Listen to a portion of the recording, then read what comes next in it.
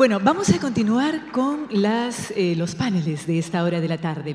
A continuación, Pedro Miras, quien es presidente del Consejo Mundial del Petróleo, moderará el panel de CEOs de empresas del upstream, midstream y downstream y servicios de campo. Bienvenido, señor Miras. Lo invito a subir. Un aplauso para él. Él presentará a su destacado panel.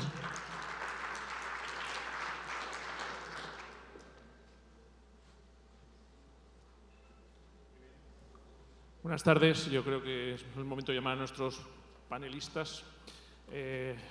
Contaremos con Alejandro Stipanicis, que acabamos de verlo, presidente de ANCAP. Alejandro, muchas gracias por venir. Horacio Marín, presidente de Exploración y Producción de Tech Petrol. Horacio, gracias también por aparecer por aquí. Jorge Butelija, CEO de OCP Ecuador. Gracias, Jorge. Encantado de tenerte por aquí. Y Bernard Paltou, CEO de National Energy of Trinidad and Tobago. Muchas gracias a todos por estar aquí y darnos la oportunidad de escucharos, ¿no? En estos, cuáles son las propuestas de vuestras empresas, cuáles son vuestras reflexiones acerca de lo que va a ocurrir en el futuro y cómo vamos a poder afrontarlas, ¿no?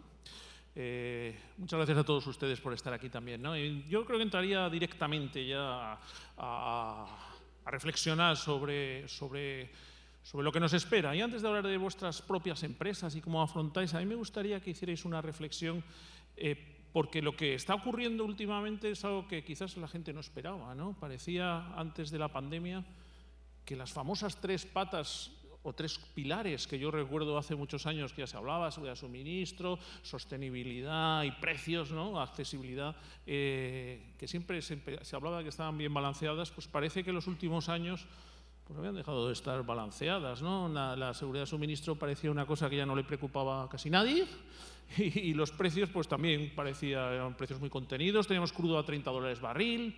Bueno, parecía que lo único importante era la parte de sostenibilidad, ¿no? De hecho, incluso se habla del trilema, se empezó a hablar del trilema, cosa que a mí personalmente me gusta poco, porque un trilema significa que hay que elegir 2 de 3 o 1 de 3, pero no es un trilema, realmente son 3 pilares, ¿no? Entonces, la primera reflexión que me gustaría que nos hicierais es: ¿vosotros creéis que tras la pandemia y, por supuesto, la guerra en Ucrania, en el cual los precios se han disparado, hemos visto precios de $130 el barril, el gas está a $70 en TTF, en fin, la situación parece realmente habernos hecho volver a una realidad que no debimos olvidar nunca, y es que la energía tiene 3 pilares que deben mantenerse, ¿no? Y entonces la pregunta es: ¿vosotros creéis que esto va a afectar a la famosa transición energética y a lo que pensábamos hace no más de 3 años que iba a ser el desarrollo de nuestras empresas y de donde nos habíamos embarcado? Me gustaría oír vuestra reflexión antes de hablar de esto. Y no tenemos un orden, no sé. Alejandro, empieza tú mismo, si quieres. Sin duda que sí, Pedro, sin duda que sí que va a alterar todo, porque ese triángulo que tenía que ser equilibrado, en realidad hace muchos años era un triángulo que tenía un vértice fijo, clavado en la pared, y 2 patas que disputaban según la moda del momento. Algún día éramos más sustentables, otro éramos más amigables. Cuando uno pasa raya, bottom line, 1.000 billones de personas están fuera del acceso a la energía. Entonces vaya si el sector energético tiene un debe, pero las sociedades también. Y lo que ha ocurrido ahora es que, y hago un spoiler de mi propio discurso de clausura dentro de un rato, el problema es que la discusión en el mundo es una discusión que no es completa, que no tiene todos los argumentos y que muchas veces es sesgada. Vaya a saber por qué, no importa. Y creo que nuestras organizaciones tienen la obligación, y reitero algo que dije en el discurso de apertura, tienen la obligación moral de dar el debate y de aportar ese debate sensatez, información y, como también se dijo más temprano, la realidad es terca y los hechos hablan por sí solos. Perdón, Horacio, ¿quieres, sobre todo si crees que ha cambiado algo, sobre todo desde el punto de vista de lo que pensábamos hace 3 años y nos obliga a repensar? Bueno, en nuestro caso, hace 3 años, nosotros teníamos históricamente 2 unidades de negocio. Oil and Gas y Gas and Power. Y hace 2 o 3 años se genera una nueva unidad de negocios que es transición energética, donde ahí tenemos a su vez dividido en otros 2 pilares. Uno es ya búsquedas de renovables, que ya tenemos proyectos concretos, litio, estamos mirando mucho litio, y después algo bastante innovador, se generó una Tech Energy Ventures, que es, lo que hacemos es invertimos en empresas de tecnología, de energías alternativas, más que nada disruptivas. Y esa parte del negocio no cambió, o sea, nosotros seguimos de la misma forma y tenemos ya inversiones en ese venture que son importantes. De hecho, eso ha crecido en los últimos 7 años 7 veces, o sea, se ha invertido ya 40.000 millones de dólares. Lo que sí cambió por la seguridad energética es, y eso como nosotros tenemos vaca muerta, en los demás países donde operamos no tenemos recursos de esa envergadura para exportar o para poder generar seguridad energética, se está trabajando fuertemente en esos temas, a ver cómo podemos integrarnos al mundo y vender energía, ¿no? Jorge. Sí, buenas tardes con todos. Gracias por la invitación a este distinguido panel. Sí, sin duda el conflicto bélico que se inició el 24 de febrero puso el tema de seguridad energética, que como vos decís, Pedro, parecía un tema superado, otra vez sobre el tapete. Este mismo conflicto desató esta escalada de precios de todos los commodities, no solamente de los energéticos, y al mismo tiempo que se crearon esos conflictos, esa señal de precios genera oportunidades, ¿verdad? Ahora, la industria nuestra ha aprendido con el tiempo que no se pueden tomar decisiones de largo con esas señales de precio de corto, ¿no? Entonces yo quiero usar ese mismo esquema de razonamiento para expresar mi visión, que es que esta coyuntura no cambia el futuro de la industria, ¿no? O sea, seguramente va a haber retrasos respecto de algunos objetivos planteados, pero finalmente en el largo plazo creo que la sociedad ha definido qué es lo que quiere, ¿no? No, me parece muy interesante lo que acabas de decir, de no tomar decisiones de largo con datos de corto. Desgraciadamente estamos muy acostumbrados a ver que nuestros policy makers toman muchas veces decisiones a largo con datos de corto, ¿no?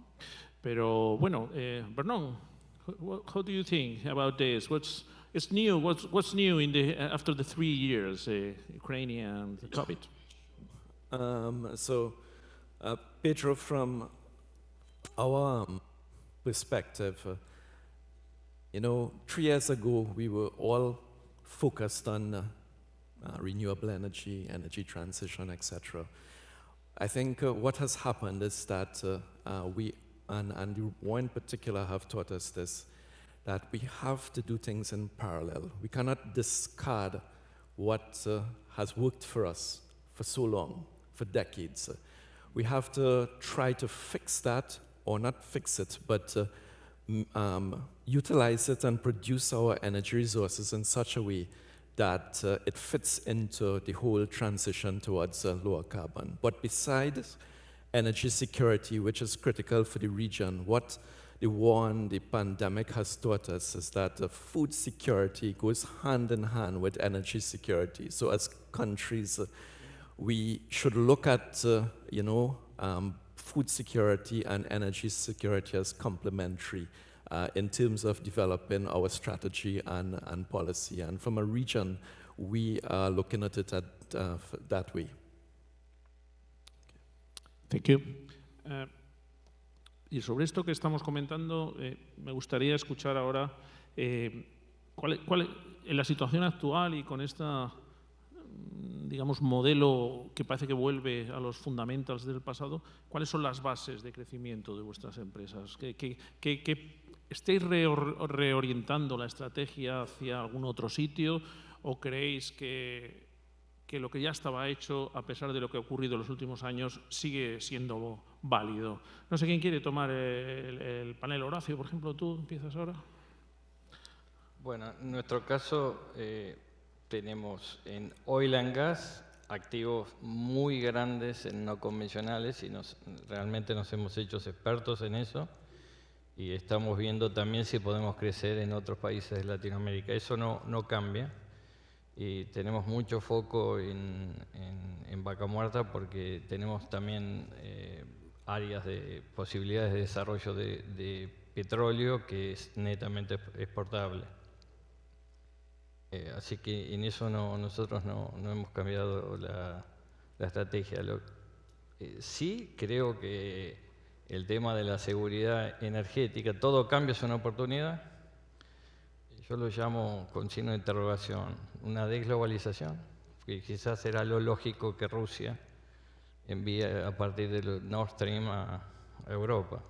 Eso aparentemente no va a continuar, entonces es una oportunidad para los países latinoamericanos de pasar a ser, dar esa seguridad energética a Europa. Así que eso sí nos ha cambiado la agenda fuertemente. Por eso Ricardo ayer estuvo hablando sobre ese tema, ¿no? Muy bien, ¿quién quiere aportar algo aquí? Jorge, por ejemplo, vamos en esa línea y volvemos. Sí, hablando de estrategias de crecimiento o vehículos para el crecimiento, bueno, en nuestro caso, para los que no nos conocen, somos el oleoducto de crudos pesados de OCP y básicamente nuestro crecimiento está directamente atado al crecimiento de la producción en Ecuador. Y en ese sentido, claro, indirectamente este crecimiento se ve impactado por todo esto, ¿no? Porque Ecuador se ha planteado un objetivo ambicioso de duplicar la producción de crudo. Y bueno, en ese camino de lograr ese objetivo se tienen que sortear estas nuevas realidades, cuestionamientos, interpelaciones a la industria. Así que básicamente ese es el impacto. Vernon, what do you think? What's your proposal? So, from a country perspective, Pedro, in the last 3 years, I think our strategy has been and was, beside working towards a lower carbon future, it entailed a cooperation with countries in the region in terms of accessing additional resources, as well as sharing our expertise, which we would have developed over the years. As everyone is aware, there have been significant hydrocarbon discoveries in South America or nearby neighbors, Guyana and Suriname, and we are working closely with those countries in terms of cooperation. So that was our strategy from as far back as 3-4 years ago. The last 3 years has only accelerated that in terms of understanding the importance of ensuring that there is a dual pathway in terms of how we progress the development of the industry in the region. Alejandro. ANCAP es una empresa del Estado uruguayo y por lo tanto sigue los lineamientos estratégicos del Estado uruguayo. Y el Estado uruguayo es un Estado estable, es un Estado sensato. En el año 2004 se estableció una grifa Uruguay Natural, una grifa, un sello para representar al país y el sello de garantía de que los productos que el país exporta son naturales. Uruguay Natural no es solo una grifa, es un concepto. Ese concepto más cercano en el tiempo, un concepto que perduró 4 gobiernos distintos. Vamos por el 5º gobierno con distintos partidos políticos y perduró. Y que se concreta recientemente con la creación de un Ministerio de Ambiente. Ministerio de Ambiente que hace ahora, dentro de pocos días, un año, presentó una estrategia climática de largo plazo. Y la particularidad de esa estrategia es que fue presentada en la Torre Ejecutiva, en el edificio del Poder Ejecutivo, y al lado del Ministro de Ambiente estaba el Ministro de Ganadería, Agricultura y Pesca, el Ministro de Industria, Minería, Energía y Minería, y la Ministra de Economía y Finanzas. Los ministerios de la producción, el Ministerio de Ambiente, el Ministerio de Economía, todos respaldando una estrategia climática a largo plazo, que se concreta en hechos, por ejemplo, con la emisión de un bono de deuda recientemente, en el cual Uruguay es pionero, porque ata la tasa de interés al cumplimiento de objetivos ambientales, como es la reducción de gases de efecto invernadero y la conservación de montes indígenas. Pero el tema es que no es solamente un castigo, es también un premio. Si el país sobrecumple las metas, tiene una reducción adicional en las tasas de interés. Y yendo a más detalle y yendo más a nuestro sector, el gobierno hace poco también presentó una hoja de ruta para el hidrógeno verde, con un capítulo en el onshore y un capítulo en el offshore que lidera particularmente ANCAP. Entonces, la estrategia de ANCAP es una estrategia país, es una estrategia que tiene ya más de 18 años.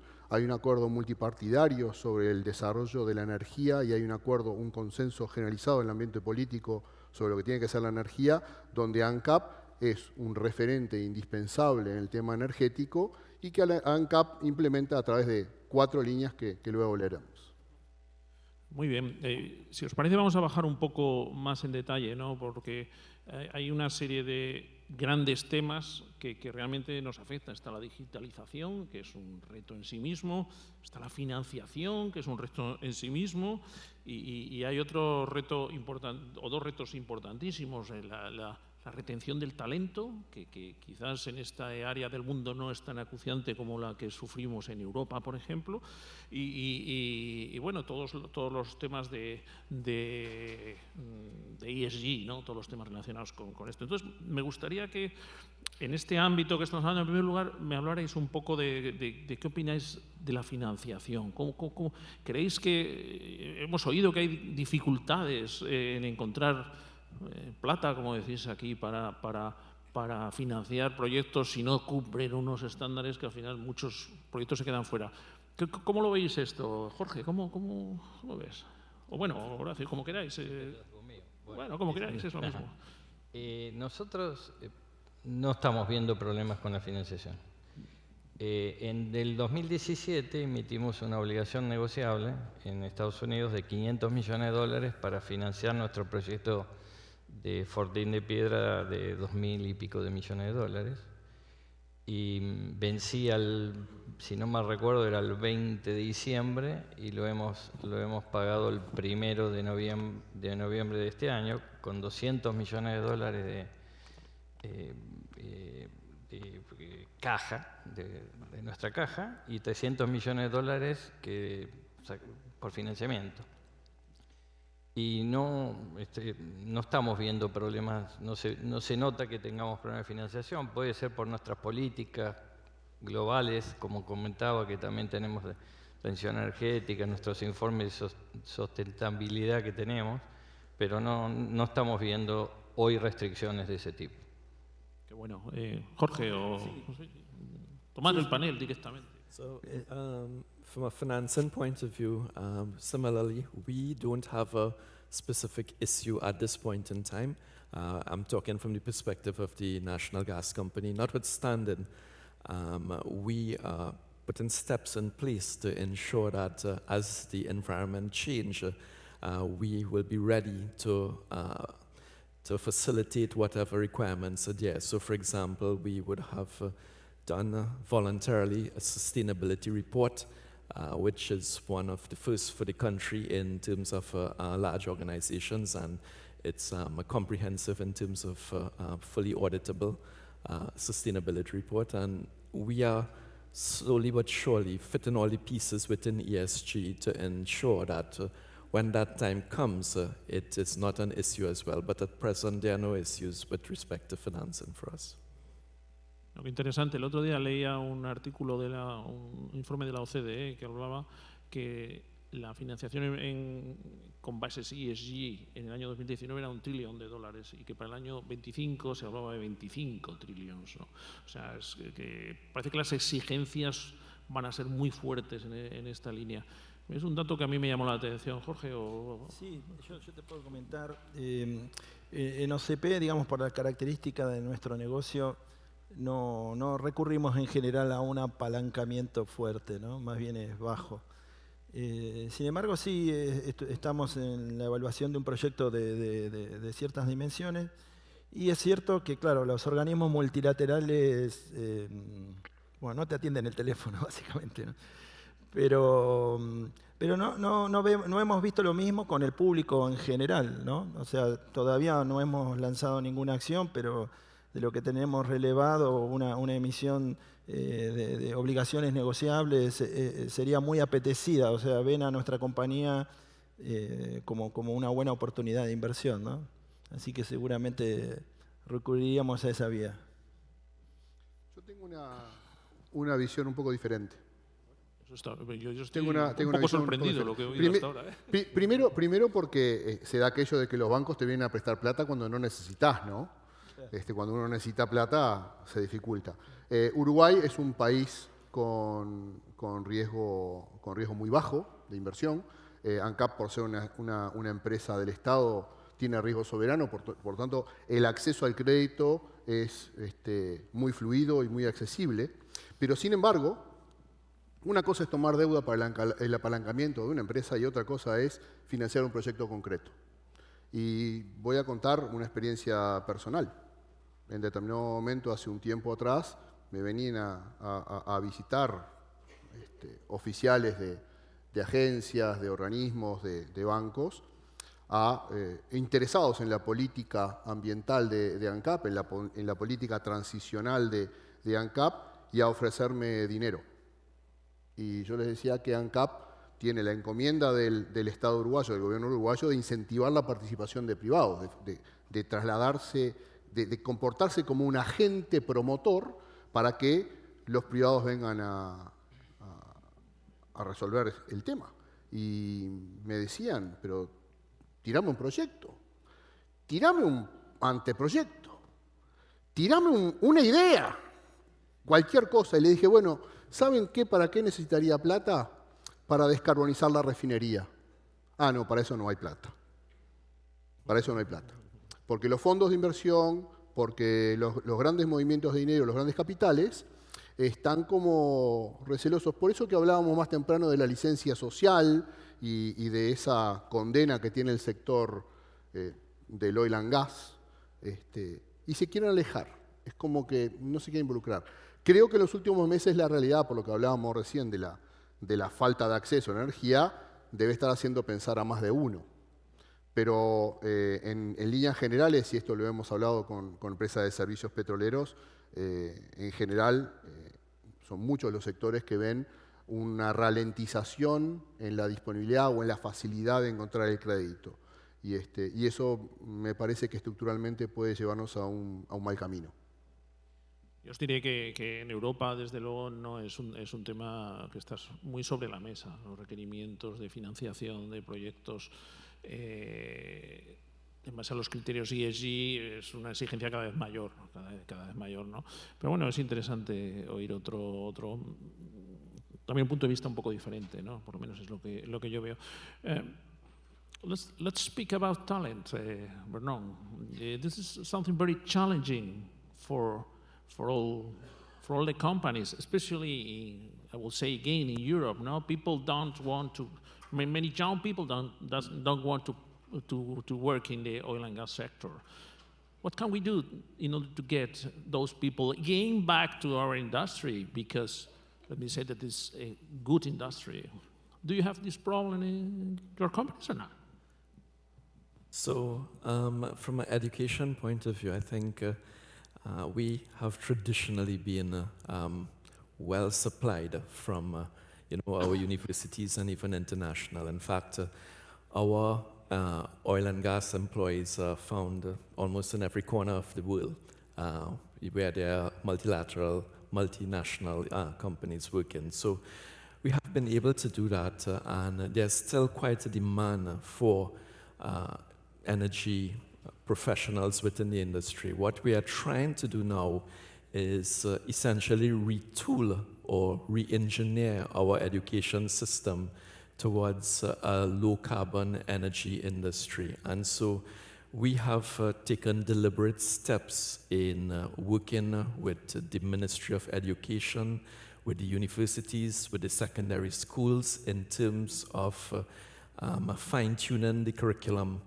towards lower carbon technology, lower carbon engineering, awareness, environmental awareness, and we are finding that there is a lot of interest, especially with the younger persons who want to be part of something that is different, something that they know will make a difference with their own future and future generations. So they have embraced the change. Notwithstanding, there is still, demand and the need for the traditional hydrocarbon energy professionals, and we see those professionals really mentoring the younger ones as we go into different regions, as we look at energy industry in a different way. The traditional way of energy education is being refined towards a future that is essentially clean in terms of low carbon. And from our perspective, it is something that we are doing in Trinidad and Tobago, but we are, as I indicated earlier, working with other countries in the region to share the expertise and work with these countries in terms of getting the training so that they themselves will be able to develop their hydrocarbon industries, but at the same time embarked on a low carbon trajectory. Okay. Horacio, Jorge o Alejandro, ¿tenéis esta misma percepción? ¿Tenéis problemas en retener el talento?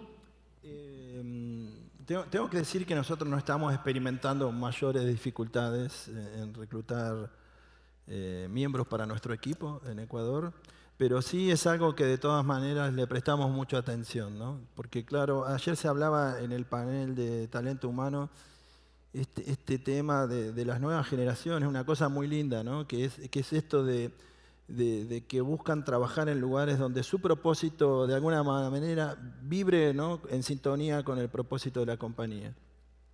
Claro, nosotros siendo un oleoducto que transportamos petróleo, tenemos un gran desafío, pero no le esquivamos a ese desafío. Estamos trabajando mucho. Ahí, Pedro, en el 2021 salimos quintos en el ranking de los mejores lugares para trabajar en el Ecuador y obtuvimos ahora recientemente nuevos resultados. No tenemos el ranking, pero tenemos expectativas de un crecimiento, y eso básicamente se debe a trabajar mucho en el ambiente laboral, en el tema de plenitud que nuestro gerente de recursos humanos expuso en el día de ayer en el panel, en esto de que la gente que viene a trabajar con nosotros no tenga que usar ninguna máscara, ¿no? Que pueda ser la misma persona que es en su vida personal. Entonces, cuando esa disociación se rompe, se genera un vínculo muy fuerte con la compañía, y entonces tenemos un plan, una serie de acciones para fortalecer ese aspecto. Sin duda, el talento y la gente es el mayor activo de una empresa. Yo creo que es así. ¿Cómo lo veis vosotros? Bueno, en nuestro caso, si bien no tenemos un turnover que es distinto al histórico, sí hay cambios muy importantes. Nosotros pertenecemos a una corporación que es la organización Techin, que es muy grande, está en todas partes del mundo. Es un grupo que factura 25.000 millones de dólares o más, generalmente. Entonces, para mantener esa fuerza y esa potencia que tenemos y continuar con crecimiento, tenemos que tener muy buenos talentos. Y ahí estamos, por ejemplo, en Argentina, nosotros históricamente salíamos entre las 2, 3 empresas que los estudiantes querían entrar a trabajar, y ahora estamos entre los 10 más o menos. O sea, ese es un cambio porque es muy importante. Cuando uno va creciendo, encima tiene que tener mucho mejores talentos, porque las personas que nos reemplazan a nosotros tienen que ser mejores que nosotros, porque si no, la empresa se va hacia abajo. Entonces estamos haciendo muchos cambios que para los que somos más grandes esto no me pertenece a mí, le pertenece al vicepresidente de perforación nuestro, que dice, y yo nací al revés. Cuando yo ingresé a Tecpetrol me tenía que adaptar a los jefes. Ahora que llegué a jefe, que no pensé que iba a ser jefe, me tengo que adaptar a los jóvenes profesionales. Muy bueno. Y creo que estamos en ese proceso, estamos cambiando las oficinas, yo voy de remera, pero tengo que ir de remera cuando no voy a otras reuniones, pues si no te miran te dicen, ¿cómo de remera? Entonces es un cambio cultural grande que estamos transitando. Y creo que se está trabajando muchísimo para captar los talentos, porque nosotros somos una organización de empresas tradicionales y tenemos que competir contra Mercado Libre, Google y Argentina, todas esas. Entonces tenemos que lograr eso. Para que se den cuenta, la política de nuestra compañía es que los jóvenes profesionales son los directivos. Yo entré como joven profesional hace 34 años en Tecpetrol. Soy el más antiguo, pero no el más viejo. Pero bueno, hay que lograr eso, porque si no también viene otro cambio cultural, que seguramente se viene, que todavía, bueno, yo no lo voy a ver. Cómo es una organización de este tipo donde no haya gente que tenga 30 años trabajando en la misma compañía, ¿no? Que eso puede ser el gran cambio que se le viene a la gente que tiene 40, que son los que van a reemplazar a nosotros, ¿no? Muy interesante. El otro día, antes de pasarte la palabra, Alejandro, el otro día estaba leyendo en una universidad en el Reino Unido, que no me acuerdo del nombre, porque no era obviamente una de las top, que había prohibido a las compañías de oil and gas acceder al campus a promocionar entre sus alumnos la contratación. No era obviamente de las punteras, pero a mí me llamó muchísimo la atención hasta qué nivel de punto estamos llegando, ¿no? Alejandro, ¿cómo? Bueno, no sé. Si quieren le cuento una anécdota que me pasó hace 2 semanas. Yo siempre hablo a los jóvenes, todos hablamos a los jóvenes profesionales, pero yo hace 25 años que digo lo mismo, el mismo chiste, todo. Pero lo tengo bastante estructurado, hago un stand-up y está bastante bien. Pero siempre iba de traje, me sacaba la corbata, la tiraba, el saco lo tiraba como para entrar. Entonces la otra vez me llaman y me dicen, tenés que venir mañana. Y yo, no lo hice. Bueno, entonces agarré la tradicional y le dije, bueno, vas a ver que el cambio. Por eso es muy importante también la espontaneidad. Entonces le dije, bueno, voy a hacer 2 cambios. Uno, puse la foto de mi nieta, que es muy buena, no porque sea mi nieta, sino porque está arriba de un perro, tirada, y los 2 están con los ojos así. Y ahí hablé de la carrera. Y después me fui de pantalones, zapatillas, remera y todo. Y dije el mismo chiste todos los años. La mejor encuesta que tuvo en la historia. Entonces, cuando uno ve eso, se da cuenta que así no tiene que venir más. La corbata me la puse porque me dijo Garibaldi, pues si no, no va más esto, ¿ok? Bueno. A mí también me pasa. Yo me pongo la corbata porque llevo 30 y tantos años también y siempre me he puesto la corbata, pero la verdad es que ahora ya es un bicho raro en muchos sitios. Alejandro, ¿cómo tenéis vosotros el tema del talento y tenéis problemas de captación? Cuéntanos, ¿cómo hacéis en ANCAP? Me siento muy identificado con lo que dice Horacio. El tema es que ANCAP es una empresa de Uruguay que opera solo en Uruguay, por lo tanto la pecera está en Uruguay, o sea, nuestros talentos están en Uruguay. Pero hace un rato dije Uruguay. Hace 18 años que estableció la grifa Uruguay Natural. Y no es una marca de marketing nada más, no es algo para afuera. Se siente en Uruguay el concepto de Uruguay Natural. Entonces, además de que los chicos ahora tienen una versatilidad diferente, una inquietud diferente, un acceso a la información diferente, que ven una modalidad de trabajo diferente a la que yo encontré en ANCAP cuando ingresé hace 31 años. Además de todo eso, Uruguay tiene una matriz energética donde el 17% es electricidad. Y esa electricidad es 100% renovable. Y fósiles son el 40%. Y no producimos, por lo menos por ahora, ni petróleo ni gas. Bueno, ojalá. Pero por ahora no somos un país petrolero, como sí lo es Argentina. Por lo tanto, en un país natural, en un país ambientalmente amigable, en un país donde la sostenibilidad es un valor muy grande, todo eso hace que los profesionales nuestros no quieran ir a ANCAP. Y los profesionales en Uruguay que son muy calificados, pero son pocos, eligen otro tipo de trabajos. Mi hijo estudia filosofía e ingeniería industrial. Estudia ingeniería industrial, pero se fue a trabajar a una empresa de ingeniería cuántica. Y si yo le digo de ir a visitar la refinería, me dice, no me interesa mucho.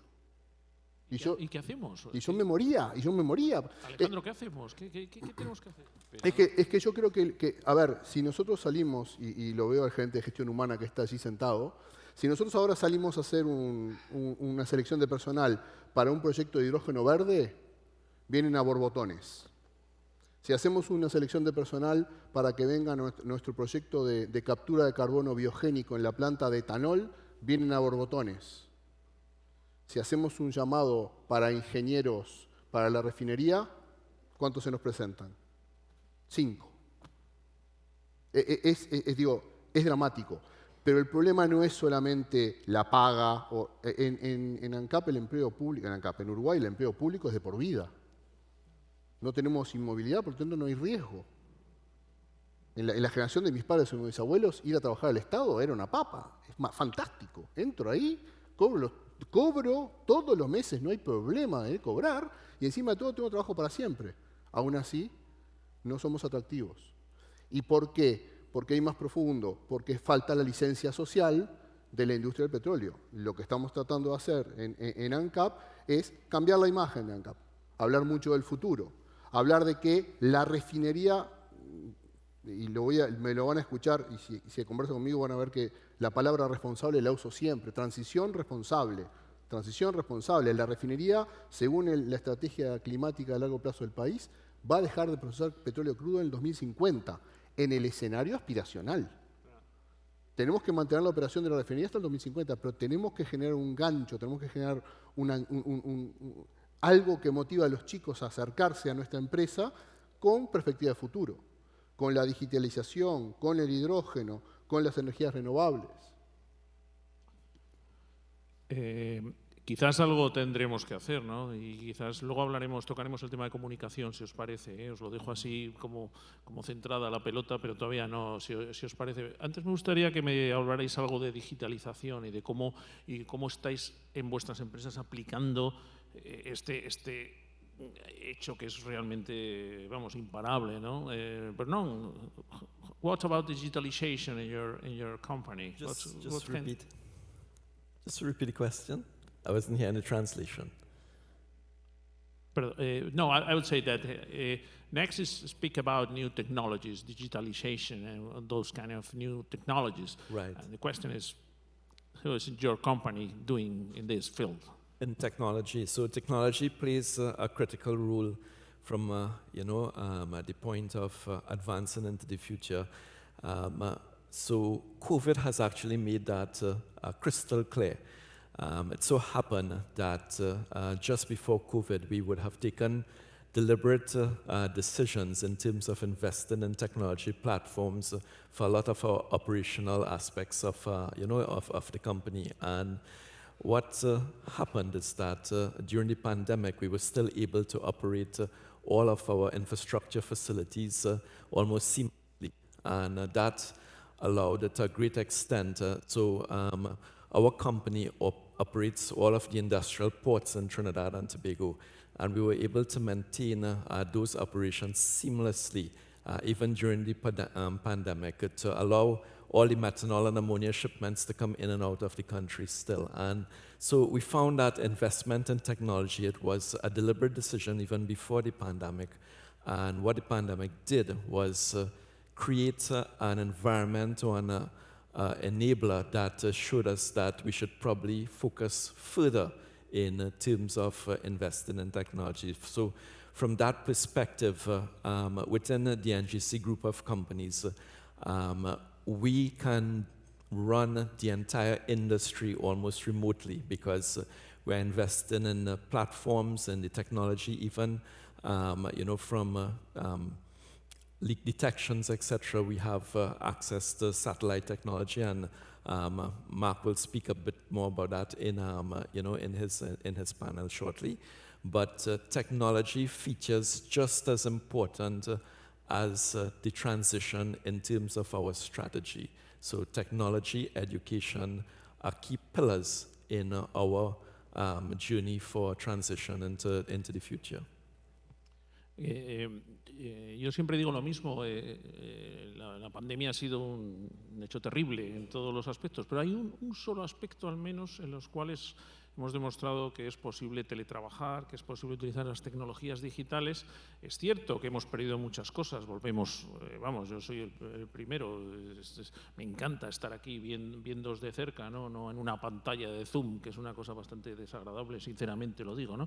Pero nos ha demostrado que hay capacidad para hacerlo. ¿Cómo estáis en vuestras empresas en la aplicación de la digitalización y de las nuevas tecnologías? Me da igual coger. Pedro, si me permites, justamente estaba pensando eso, ¿no? Porque cuando hiciste la pregunta me empecé a poner deprimido y dije, ¿me pongo a llorar ahora o más tarde? ¿No? Si estoy hablando de que tenemos problemas de captar profesionales, en Uruguay el nivel de desempleo general anda por el 8%, pero en lo que es tecnología de la información el desempleo es negativo. Y nosotros tenemos problemas para captar profesionales, imagínense. Me vino una depresión, pero rápidamente empecé a pensar en otras cosas que estamos haciendo y lo primero que me vino a la mente es, somos la primera empresa del país, del Estado uruguayo, que instauró en forma impecable el teletrabajo. Y ahora el 30% de nuestra fuerza laboral, que es teletrabajable, porque obviamente los operadores de la refinería no pueden teletrabajar, pero el 30% de nuestra fuerza de trabajo está teletrabajando con un reglamento que es modelo en Uruguay, que se implantó inmediatamente después que se levantó la emergencia sanitaria por parte del gobierno, pero que se puso en práctica el 13 de marzo del 2020, cuando el gobierno decretó la emergencia sanitaria. Y nuestros BCP preveían una situación así y fue bastante fácil para nosotros adoptar el régimen. El tema es que después empezó a ser muy práctico y ya estamos pensando en la reducción de espacios de oficinas, por ejemplo. Y desde el punto de vista más macro, y en un proyecto que yo tengo 31 años en ANCAP, he visto muchos proyectos importantes, pero el proyecto que yo entiendo que es el más desafiante, el más riesgoso, el más importante a nivel de procesos, no está en nuestra refinería, está en la transformación de nuestro sistema de control, de nuestro sistema de gestión corporativo. Es la migración y la transformación y la universalización de nuestro SAP para pasar a la nube y universalizarlo a todos los procesos de la compañía. Es un proyecto que hemos lanzado el año pasado y es un proyecto a 6 años, con una inversión seguramente de $30 millones, pero no importa ni la plata ni el tiempo, lo que importa es la cantidad de horas hombre que vamos a tener que aplicar ahí, y vuelvo a insistir, ahí me pongo deprimido de nuevo, en la posibilidad de no tener todo el personal competente para desarrollarlo. A mí no dejó de sorprenderme cuando nos mandaron a todos a casa y el mundo siguió funcionando y además tampoco creo que eso tuvo un impacto en costes especialmente grande, creo, no sé, es mi opinión. Al revés. Al revés, de hecho. Entonces, es muy sorprendente, ¿no? No sé, ¿qué opinas, Horacio? A nosotros, bueno, es largo todo.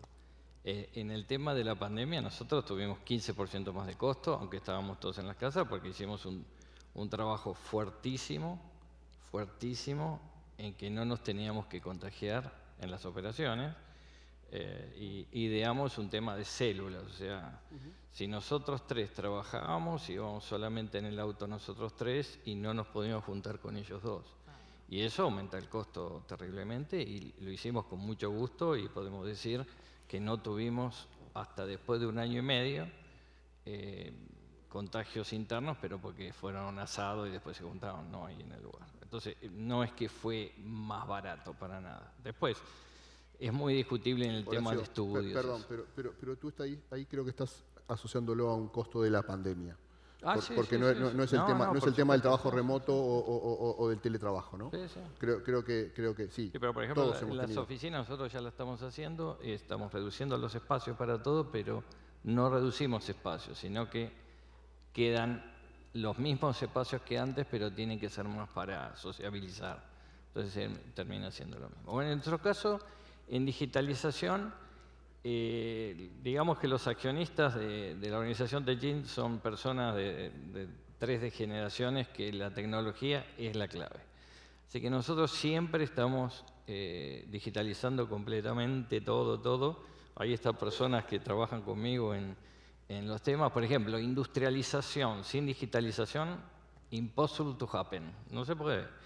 Cuando yo les contaba ayer que nosotros cuando estamos enroscando en una perforación, vemos cuánto tarda en enroscar en cualquier parte del mundo, en todos los rigs, es imposible sin digitalización. Después, por ejemplo, en la pandemia, que teníamos todos los rigs parados, la gente de perforación, que fue abierta y que estaba en la sala de control, dice, mira, nosotros estamos todos los días mirando al techo, y entonces todos fueron puestos para estudiar másters en Data Analytics, y entonces empezaron a programar y tenemos cosas geniales. Y después, pero todavía no está, pero nosotros una cosa que identificamos, que nuestra industria digitaliza, pero dura. ¿Qué significa dura? Que no se nos ocurre ir a hablar con el que hace juegos. Y justamente los que hacen gaming son los que saben digitalizar. Nosotros estamos en este momento en unos proyectos con gente que trabaja en Disney, que lo vamos a aplicar, esperemos, vamos a ver, ojalá lo podamos explicar en las operaciones, que es absolutamente disruptivo, donde nosotros vamos a poder medir por ingeniería industrial sin ninguna tablet, ningún celular, nada, cuánto tardamos todas las personas en cada actividad en forma automática. Y vamos a ver si sale. Después estamos en otro proyecto que queremos, en la sala de control, cuando vos tenés 10, 15 rigs más set de fractura, las alarmas de cuando medimos 50 variables, hay muchísimos. Entonces muchos, hoy es visual. Estamos haciendo un tipo Alexa o Siri, donde Siri te diga, flaco, se te está yendo esto por allá, y cuando te pasa esto, el 70% de los casos hicimos esto y no fue bien, tú decidí, porque yo no decido. Y bueno, esos proyectos los estamos haciendo con esta compañía, o sea que la digitalización en nuestro caso es un tema que está arraigado, y personalmente todos, yo también, todos, independientemente de la edad que tengamos, venimos haciendo siempre, rompiendo paredes y haciendo cambios tecnológicos de gran magnitud. Jorge. Sí, un poco nuestra experiencia es un mix de lo que comentó Alejandro y lo que comentó Horacio y lo que comentaste vos, Pedro, también. Yo personalmente confieso también que cuando nos fuimos todos a casa ahí en marzo del 2020 en Sudamérica, más o menos, no pensé que íbamos a poder mantener todo en marcha, ¿no? Pero tuve un aprendizaje muy fuerte. Y en ese sentido, en OCP, también un poco en línea con esto de ser más atractivos para los nuevos talentos, hemos implementado, terminada la cuarentena, una modalidad de trabajo que le llamamos Smart Working, que tiene una sola regla, básicamente, que es trabajar donde seas más productivo para la tarea que tenés que hacer, ¿no? Entonces ahí hay una cierta libertad que tiene cada uno de nuestros colaboradores. Estoy hablando de áreas administrativas, por supuesto, no la parte operativa, ¿no? Entonces, bueno, cuando hay reuniones con equipos, si son de temas profundos donde el intercambio enriquece mucho, van a la oficina. Cuando hay trabajos más analíticos o incluso algunas reuniones de esas superficiales, para no usar otro calificativo, las hacemos por Teams. Y esa modalidad nos está funcionando muy, muy bien, ¿no? Y después, por otro lado, la digitalización también la hemos llevado profundamente al core de nuestro negocio, que es el CAPEX de sostenimiento, ¿no? Hemos trabajado en los últimos años fuerte en lo que es inteligencia artificial, un poco lo que decía Horacio, ¿no? Hemos implementado un sistema que nos predice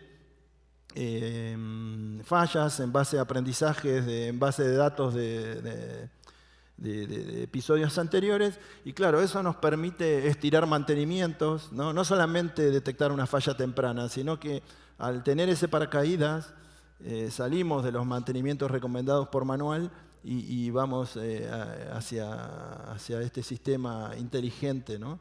Y hemos logrado ahorros muy significativos en CAPEX de sostenimiento con el uso de la tecnología. Bueno, yo creo que este es un... No, quería hacer un comentario.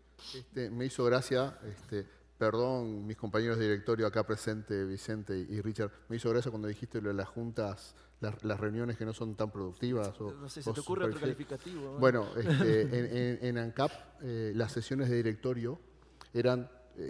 recuerden que somos una empresa estatal, por lo tanto la burocracia es pesada, pero teníamos reuniones de directorio todos los jueves, todas las semanas, y duraban entre 7 y 9 horas la reunión de directorio. Con la pandemia, yo asumí, de hecho, en una sesión de directorio virtual. Las reuniones de directorio ahora son todas virtuales, y duran nunca más de 3 horas, y son cada 15 días. Y eso en realidad fue producto de la mecánica. Obviamente tenemos otras reuniones presenciales donde discutimos cosas cara a cara y analizamos, pero la reunión de agenda de temas es cada 15 días y dura 3 horas. Y eso es gracias al teletrabajo. Entiendo que funciona. Muy bien, muy bien. No, muy interesante, ¿no? Bueno, hace un rato centré una pelota y a ver quién es el primero que la remata. Es la referente a un tema que para mí es muy importante, que es la comunicación, que es cómo nos comunicamos externamente, porque yo siempre digo lo mismo, vamos a estas reuniones y estamos todos encantados, hablamos, nos entendemos muy bien y nadie más lo sabe fuera. ¿Hacéis cosas en este sentido? ¿Tenéis programas para explicarle a la gente qué hace esta industria? Jorge, creo que está... Sí, yo lo que quiero decir, entiendo el foco de la pregunta, pero antes de la comunicación me parece, ¿cuál es nuestra postura frente a todo lo que pasa, ¿no? Y ahí yo digamos, me gusta hacer un mea culpa y muchas veces tenemos una posición un poco reactiva, ¿no? Como industria. Hoy hablaban ser parte, nosotros somos parte. Yo creo que eso es clave, ¿no? Vuelvo a decir un poco lo que dije al principio. La sociedad decidió acerca de un cambio. Yo me crié... Mis primeros años de carrera, todo el mundo hablaba de la ley de Hoover, no sé si alguno recuerda, ¿no? El pico de producción y el decaimiento. Ayer alguien mencionó, un colega de Ecopetrol, creo que era algo similar, ¿no? Que le preguntaba a su jefe, ¿me voy a quedar sin trabajo? ¿Qué va a pasar? ¿No? Y ese paradigma estuvo presente hasta... Bueno, la ley de Hoover predecía que en el año 2000 se alcanzaba el pico de producción y después caía, ¿no? Entonces ese paradigma cambió, porque nadie más habla de eso, ¿no? Lo que está es ese tema de la transición energética y un futuro renovable. Entonces yo creo que para la comunicación es clave empezar por qué rol cumplimos nosotros frente a eso, ¿no? Y nosotros somos miembros de la sociedad, ¿no? Ese futuro verde me gustaría verlo. Creo que no voy a llegar, pero ojalá mis hijos, mis nietos puedan verlo, ¿no? Entonces, claro, en el medio hacemos una actividad que es necesaria, ¿no? Entonces lo que nos toca es hacerla reconociendo ese futuro y hacerla con la mayor responsabilidad. Nosotros en OCP ahora recientemente nos hemos adherido al Pacto Global y a los Objetivos de Desarrollo Sustentable.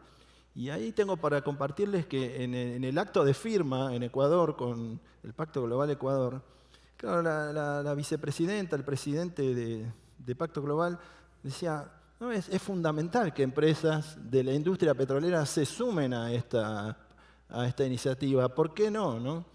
Entonces, yo creo que, claro, la comunicación es importante, pero antes de la comunicación es cómo uno está parado, ¿no? frente a los cambios que la sociedad se propone.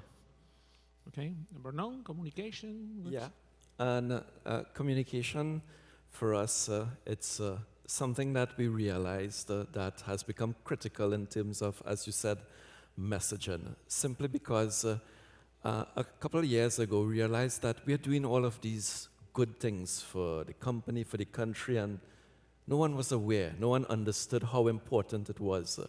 And what we realized is that the traditional form of communication was no longer relevant, and the people who influence the decisions and influence the thinking of society and people were not embracing traditional forms of communication like television, radio, etc. And we advanced, our communication strategy towards a younger demographic as well as social media, to the point that that is our main form of transmitting our message, simply because we have understood that the younger generation, Generation Z, Generation X, are the ones who influence, society and influence thinking, and they're the ones that, when it's time for elections to make decisions, they're the ones who have the strongest say. And so we have taken a position to deliberately target that demographic, as well as the social media form of communicating, and it has worked very well for us in terms of getting our message through. We have seen the results in terms of our feedback. So that is our strategy in terms of looking at how the environment has changed and adapting to a new form of dialogue with our key stakeholders. Okay. Nos quedan 6 minutos y quisiera terminar esta parte, pero os voy a adelantar que os haré una pregunta sobre regulación. Quería oír qué opináis, qué tipo de estándares y qué tipo de cosas debemos de mandar a nuestros policy makers. Y al final también os adelanto que os pediré un tweet, una frase corta que queréis que quede en la audiencia. Pero por favor, terminamos esto. ¿Qué opináis de comunicación, Horacio? Y teniendo en cuenta el tiempo que nos falta, Alejandro. Falta poquito, Te falta poco, Bueno, nosotros tenemos, ahora tenemos un equipo de comunicación para social media, o sea, mi jefe, que es el CEO de la compañía, manda cartas todos los meses diciendo las cosas más importantes, a dónde vamos. También hacemos reuniones, se hace, pero de mi experiencia en 34 años, nosotros hacemos una encuesta en toda la organización cada 2 años. Y lo que nos dicen los distintos encuestadores, lo pueden ver todos, que las dos preguntas o los 2 temas que siempre son los menores en todas las compañías del mundo son 2. Una, si te pagan bien el salario, y el otro es la comunicación, porque es muy difícil llegar correctamente, aunque creo que es fundamental. Y hay que estar continuamente cambiando. Es como la lucha de los mails. Terminaste la noche y a la mañana ya aparecen unos nuevos. Entonces hay que estar siempre continuamente trabajándolo. Eso es lo que vemos y se está poniendo mucho énfasis. Hay mucha más gente trabajando en el tema. Nos enseñan a todos para llegar a las generaciones más jóvenes, ¿no? Que es diferente a como nosotros estábamos acostumbrados a hacerlo. Y creo que la pandemia, ese es el hecho disruptivo. La pandemia debe haber acelerado 10 años, o sea, nos pasó de 1920 a 1930, lo que hubiese pasado en 1930. Entonces, eso creo que es lo que es más difícil, porque ninguno fuimos aprendiendo ni sabemos cómo manejar todas las cosas, ni unos ni los otros. Entonces estamos en ese proceso, ¿no?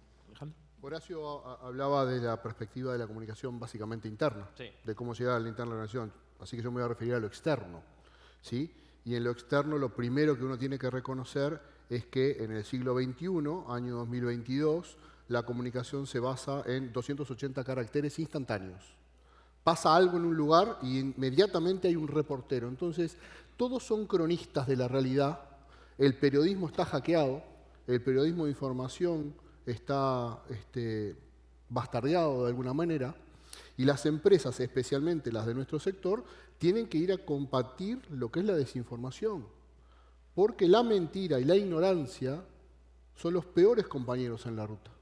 La mentira y la ignorancia se generan cuando hay intención o cuando hay desconocimiento. A veces el desconocimiento no es un tema que haya una culpa, pero cada uno de nosotros, cuando levanta Twitter y ve noticias de su sector o noticias de que conoce, va a ver cientos de ejemplos de tergiversación, de mala expresión. A veces decir algo y escribirlo en 280 caracteres, capaz que la interpretación es totalmente distinta a la intención.